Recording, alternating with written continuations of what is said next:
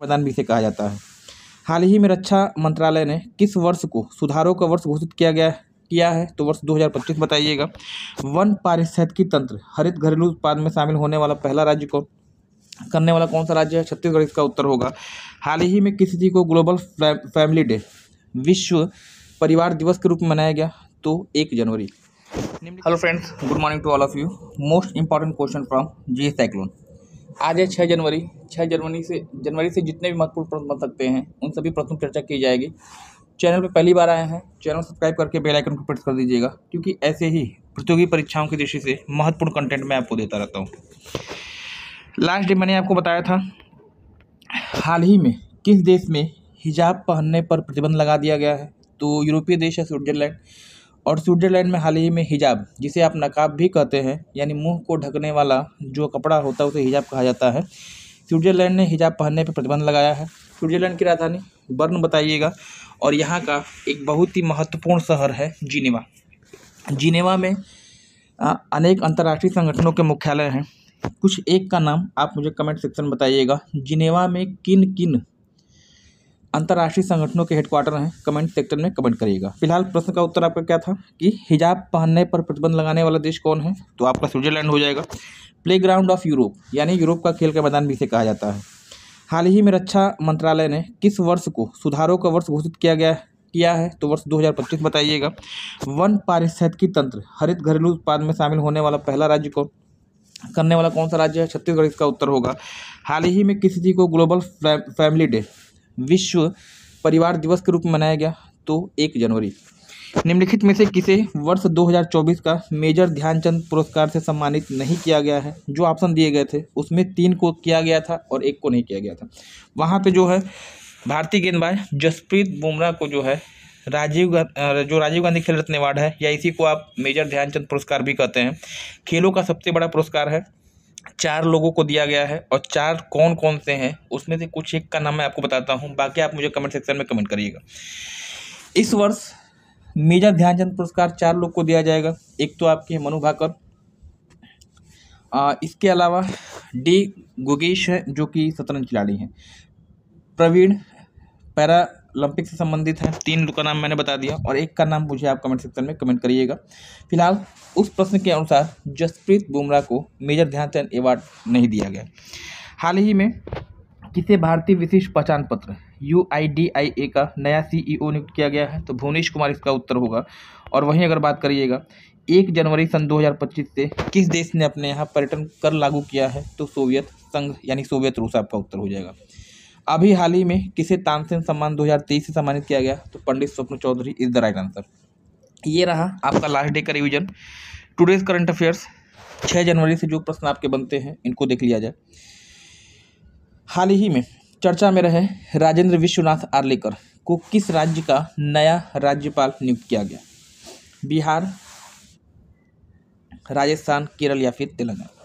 तो ये हैं आपके राजेंद्र विश्वनाथ आर्लेकर जी, और इन्हें हाल ही में दक्षिण भारतीय राज्य केरल का नया राज्यपाल गवर्नर नियुक्त किया गया है। इस प्रश्न का उत्तर तो आपका हो जाए केरल। केरल के साथ साथ बिहार में भी राज्यपाल चेंज हुए हैं। बिहार के नवनियुक्त राज्यपाल आप मुझे कमेंट सेक्शन में कमेंट करेंगे।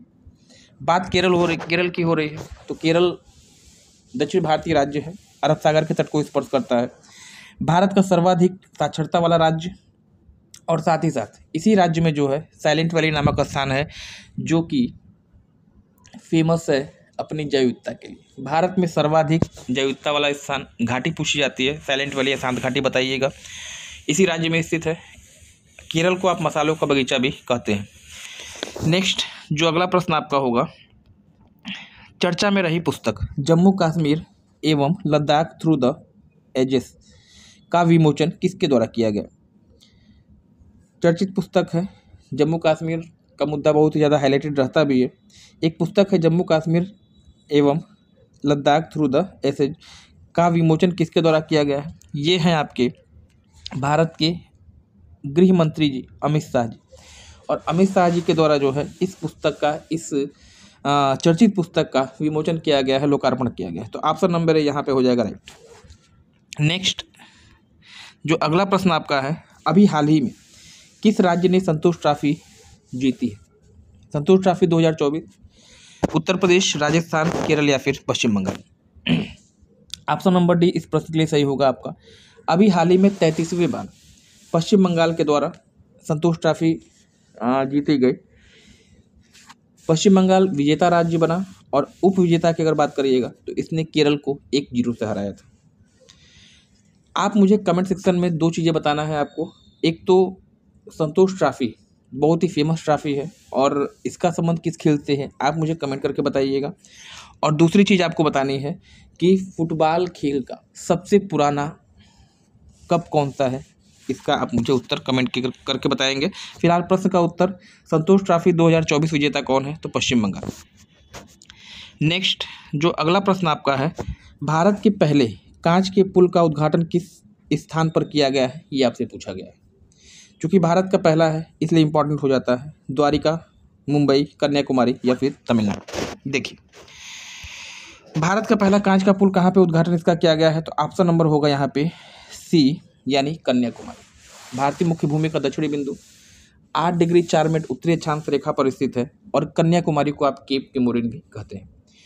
यहाँ पर जो है भारत के पहले कांच के पुल का उद्घाटन किया गया और इसके बारे में कुछ की पॉइंट्स हैं जो आपसे परीक्षा में प्रश्न बन सकता है। देखिए तमिलनाडु के कन्याकुमारी में तिरुवल्लुवर प्रतिमा और विवेकानंद रॉक मेमोरियल को जोड़ने वाले समुद्र पर भारत का पहला कांच का पुल का उद्घाटन तमिलनाडु के मुख्यमंत्री स्टालिन जी के द्वारा किया गया। इसके निर्माण में कुल खर्च जो आया है 37 करोड़ रुपए का आया है और इसके कुल जो लंबाई है 77 किलोमीटर और कुल चौड़ाई जो है 10 मीटर है। चूँकि भारत का पहला है इसलिए जो है इम्पॉर्टेंट हो जाता है। कन्याकुमारी में 2 स्थानों को जोड़ेगा, तिरुवल्लुवर प्रतिमा और विवेकानंद रॉक मेमोरियल। कभी कभी आपसे ऐसे भी प्रश्न बन जाता है कि विवेकानंद रॉक मेमोरियल किस राज्य में स्थित है, तो उसका उत्तर जो हो जाता है तमिलनाडु। नेक्स्ट जो अगला प्रश्न आपका है, अभी हाल ही में भारत की पहली तटीय जलचर बर्ड गणना, तटीय जलचर पक्षी जनगणना किस स्थान पर आरंभ हुई है? समुद्री राष्ट्रीय उद्यान गुजरात, नाल सरोवर बर्ड सेंचुरी गुजरात में, बेतला पक्षी विहार झारखंड में या फिर सुरहाताल पक्षी विहार उत्तर प्रदेश में। चूँकि भारत की पहली है इसलिए इम्पोर्टेंट होती है। और याद रखिएगा मेरियन नेशनल पार्क समुद्री राष्ट्रीय उद्यान जामनगर गुजरात में स्थित है और यहाँ पर भारत की पहली तटीय जलचर बर्ड जनगणना का आयोजन किया गया। ऑप्शन नंबर ए यहाँ पे हो जाएगा राइट। नाल सरोवर पक्षी विहार गुजरात में है। बेतला पक्षी विहार कई बार आपसे पूछा गया है, झारखंड में, सुरहाताल बलिया डिस्ट्रिक्ट उत्तर प्रदेश। नेक्स्ट जो अगला प्रश्न आपका है, अभी हाल ही में किस तिथि को लुई ब्रेल दिवस के रूप में मनाया गया? 1 जनवरी, 2 जनवरी, 3 जनवरी या फिर 4 जनवरी। लुई ब्रेल, ब्रेल लिपि जो कि ऐसे लोग जो कि आंखों से देख नहीं सकते हैं वह छूकर क्या लिखा हुआ है उसका पता करते हैं।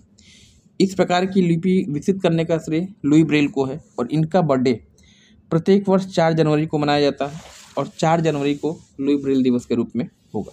ऑप्शन नंबर डी यहाँ पे हो जाएगा राइट।